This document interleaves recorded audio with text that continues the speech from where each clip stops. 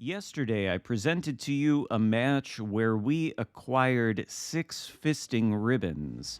Only 5 of those are required to get what I unironically and totally sincerely called the best medal in the game, the Helping Hand medal. The equivalent of a kraken, in a different way, I suppose. This match, in one of my favorite battleships in the entire game, Tier 7 Premium USS Georgia, which I've covered so extensively on this channel that you're probably tired of seeing it. Well, in this match, we are going to get 6 ribbons. However, they will not be fists. They will be 6 kill ribbons. Much less interesting and valuable than the Helping Hand. But I figured I'd follow up that video with this match. It just seems like the perfect sequel to the 6 fists. This game, of course, was played on my stream Saturday, so you might have seen it, but if you missed the stream, then you're in for a treat. What you're about to witness is a relatively low damage Kraken with an extra kill, and also some fairly decent XP. So we spawn on the alpha flank of this map, whose name I cannot remember. It's a map that I don't think I care too much for. But we're going to try to play the alpha cap. We've got this island here blocking the line of sight of whatever cruiser happens to be on the other side. There's also a red battleship out there in the distance. We can see them thanks to the minimap spotting of the friendly CV. I can't remember if the enemy CV is going to be too much of a problem for us in this match or not. Sorry if you heard any noise there. Brutus likes to sit on my lap while I record these videos, and sometimes he likes to sit up and bonk his head on the microphone stand, but don't worry, he's fine. He's taking a nap now. Anyway, we've got actual vision of the Ochakov and whatever battleship that is out there. Battleship appears to be broadside to our position. He's about to duck behind the island, though, so can we get around this island quick enough to lob shells over the ledge there and catch that broadside of the Flandra? Doesn't look like it. He goes dark. But if we continue on this way, I'd say that's a good thing. We've got the one battleship next to me going in the opposite direction, and there's one battleship further back, more towards our spawn, that is also going in that direction.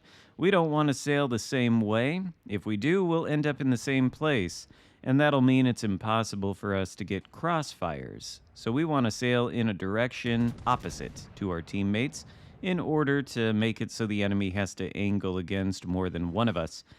J.G. Merker, J.G. Wentworth, perhaps, gets spotted. 6,804 damage into that guy with the Georgia's 6 457mm guns. An excellent result. When the guns hit and do overpen damage against a destroyer, they do a lot of damage. They are, in fact, the most damaging guns in the entire game, along with the USS Ohio. But I think it's a fairly rare occurrence to get all 6 to land on one little target like a DD. Anyway, his smoke screen appears to be blocking our line of sight of the Flandra, who has come around the corner and is now spotted, probably thanks to that battleship in front of him. We're in sort of a position for a crossfire now, but Flandra is not quite flat broadside to us, and his guns surprisingly hurt quite a bit, actually. The Georgia is not the most well-armored ship in the world. It's got better armor than the French battleship, certainly, but big flat surface, easy to pen with battleship AP. You've got to be careful in this thing.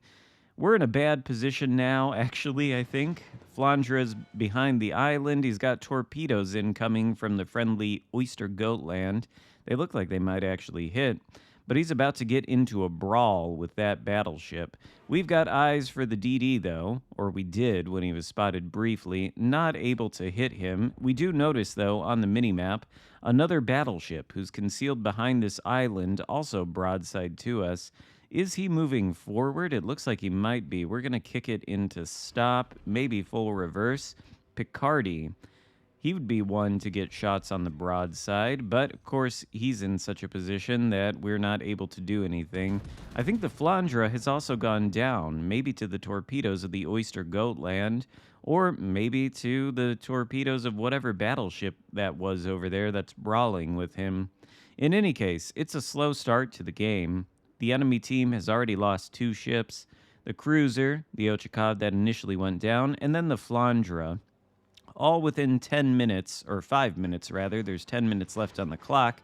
And all we've managed to do is a pathetic, measly 6,804 damage. So we're going to need to get some things going here. And I've decided, now that the destroyer is way out there, no longer spotting us, we can actually push in. And if Picardy is still in the same place that he's been, especially if he's doing the standard battleship technique of stop, bow tank, reverse, then maybe we get his broadside. But of course, this is a bit of a comedy of errors here. We decide to push in this direction, and that's when Picardy decides to go forward past the island, where if we were in the same place, we'd be able to shoot him now.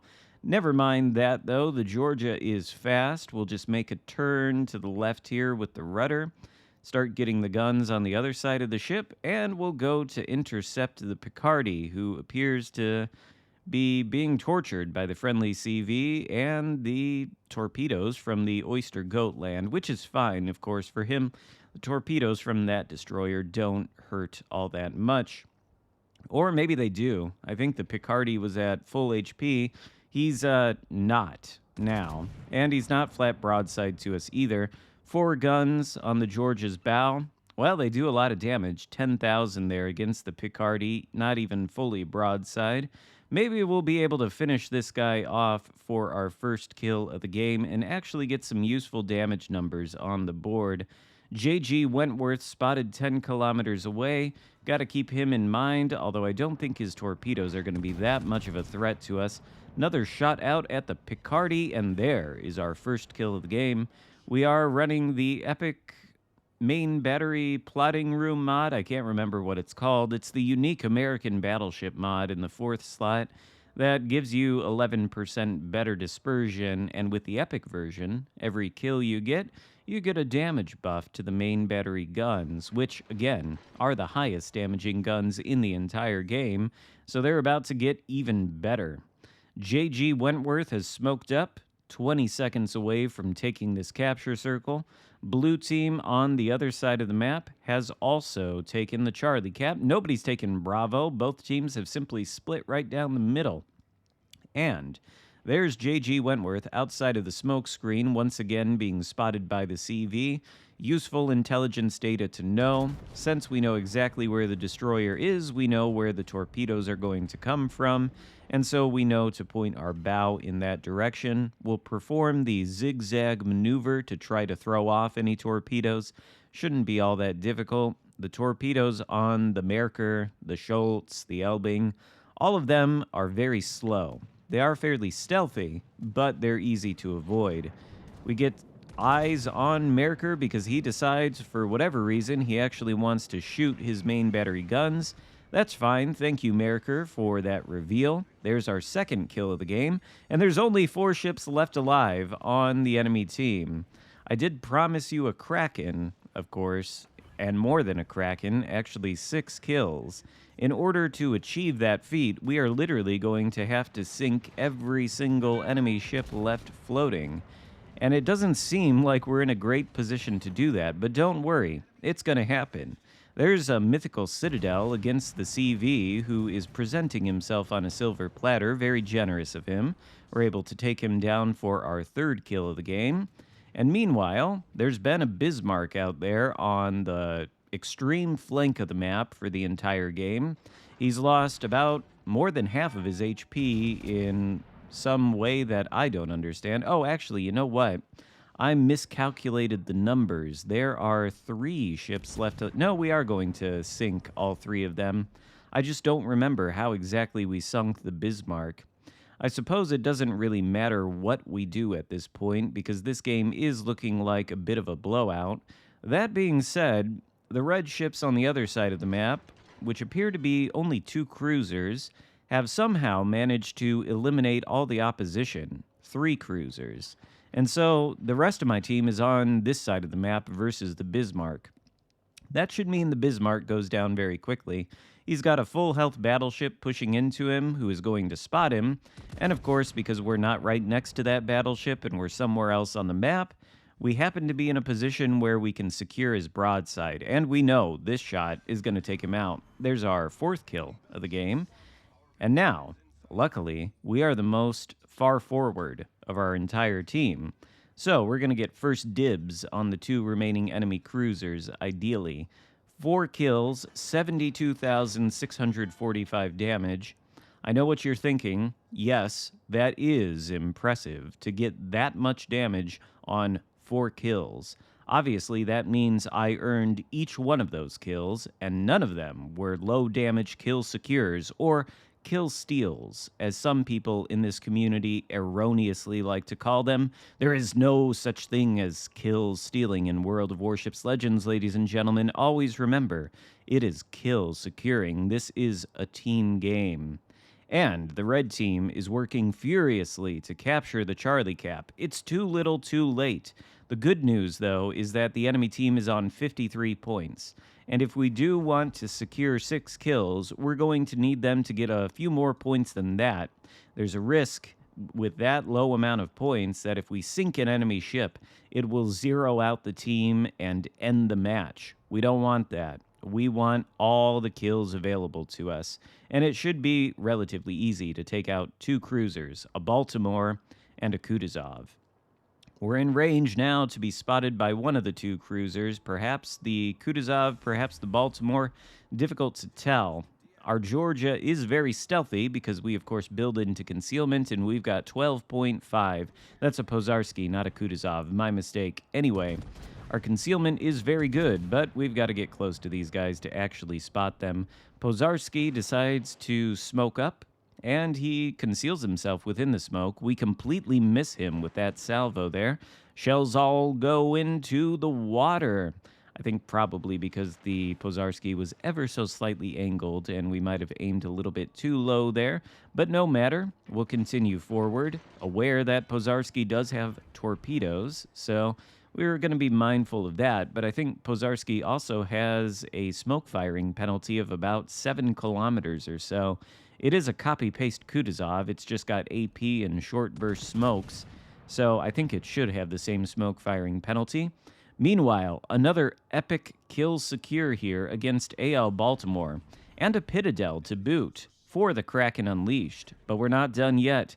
We've still got a full health Pozarski, well, a mostly full health one to farm, and we're going to need that damage in order to bring the number up over 100k and make it respectable enough for a YouTube video. Of course, we can't rely on the Georgia's guns to be consistently dev-striking things all the time. That was a good salvo, but it was composed of 1 pen and 3 overpens. We're going to have to do better than that. Pozarski, for his part, did a good job launching those torpedoes. I think I had forgotten about them at this point, and we actually take one. But obviously, they came from one side of his ship, and now he's going to try to turn, since he's close range to us, to get the other torpedoes going. However, that exposes his citadel, and this time we don't miss. There's 6 kills for the Kraken Unleashed, and over 100,000 damage. So, the number is now impressive. 105,530 damage, and nearly 3,000 XP. Not quite as good as the result we had in the 6 Fists video yesterday, but as everybody knows, sequels do not always live up to the original. In any case, I hope you enjoyed this presentation for today. If so, give it a thumbs up, consider subscribing if you haven't already, and I'll see you next time. Goodbye.